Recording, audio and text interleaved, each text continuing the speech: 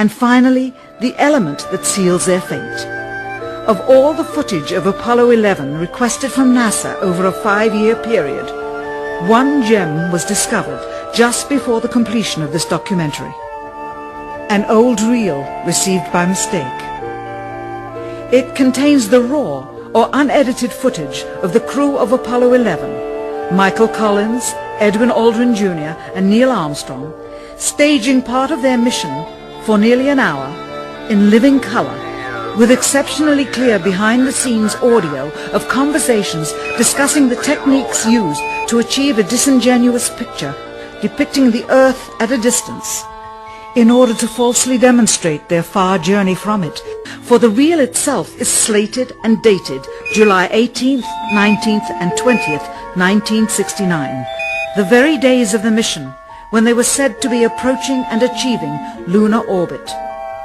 Furthermore, it is apparent they are in genuine zero gravity aboard the actual spacecraft, necessary to convince the mass media of their authenticity, just not any further than Earth orbit, as you will see.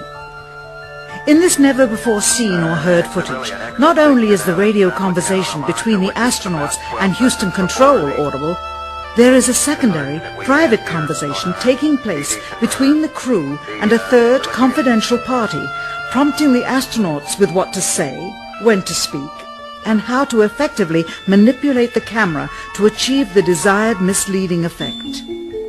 NASA claims that the Houston transmissions were the only ones taking place with the astronauts.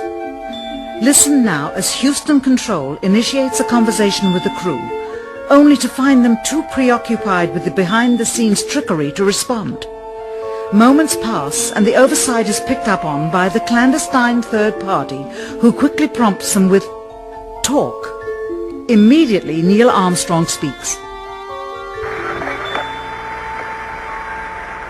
Hello, Apollo 11. Houston, Goldstone says that the TV looks great. Over.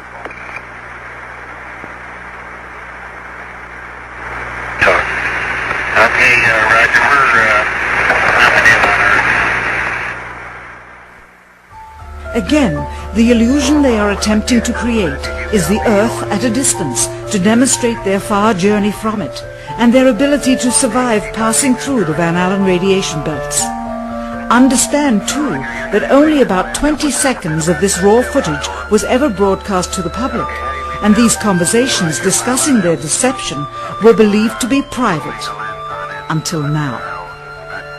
Here they discuss that these television transmissions were in fact not broadcast live as everyone believed. They were first screened and edited for playback later.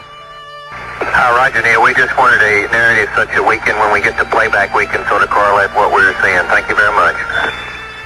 Here they discuss the fact that they have turned out the lights and have blocked out sunlight from entering the spacecraft through the other windows, as to not cause any reflected light to fall onto the spacecraft's wall in the foreground. Okay, very good. Well, we shut out the sun coming in some of the other windows under the spacecraft, so it's looking through the number one window, and there isn't any reflected light. The reason this was done is so that the truth of the matter would not be revealed. It is this. Though the federal government would have you believe that this is a view of Earth from a distance out of the spacecraft's window as it nears the moon, it is not. What they have ingeniously done is placed the camera at the back of the spacecraft and centered the lens on a circular window in the foreground, outside of which it is completely filled with the Earth in low orbit. The circumference of the window then appears to be the diameter of the Earth at a distance, with the darkened walls of the spacecraft appearing to be the blackness of space around it. That is why they wanted the interior dark and blocked out the sun from entering through the other windows. Here you can see the extruded window, probably 2 inches thick at the bottom. This is because the Earth's shine is coming in at a downward angle.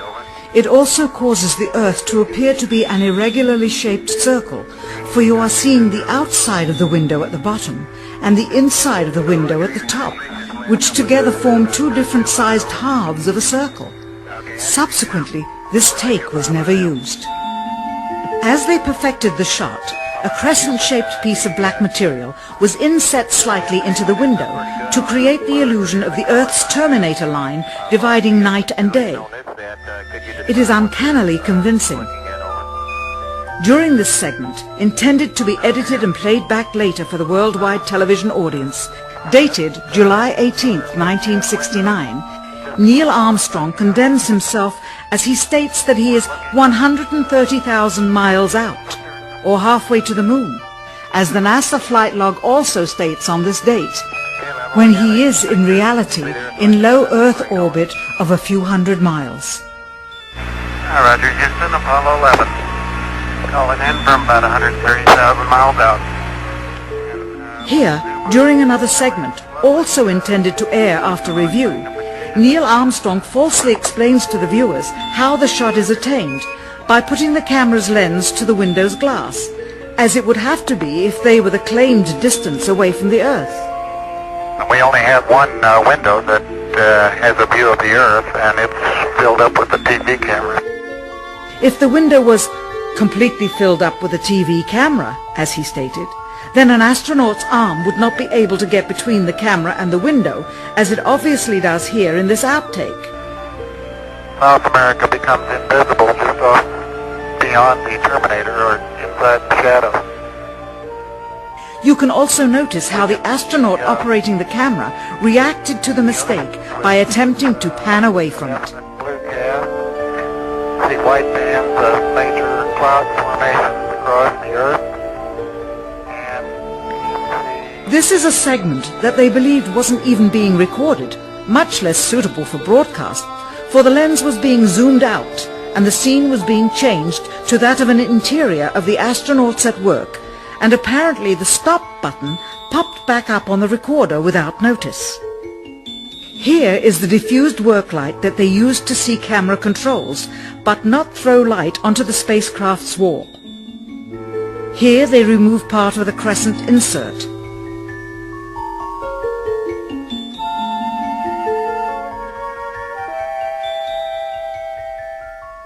Finally, the iris is opened up and you can see the real location of the camera and the very bright and near Earth out the window.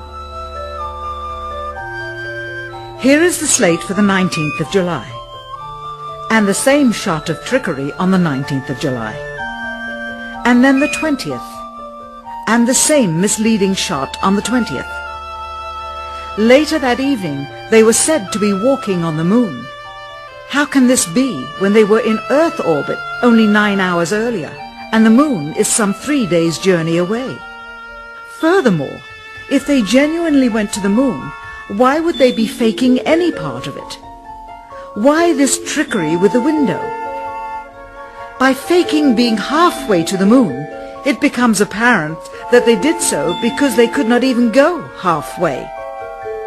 It thus confirms that the stumbling block to their success was the lethal radiation of the Van Allen radiation belts. Since the same equipment was used on the subsequent missions in the 40 months that followed, none of them could have gone to the moon. They only increased their proficiency at staging them.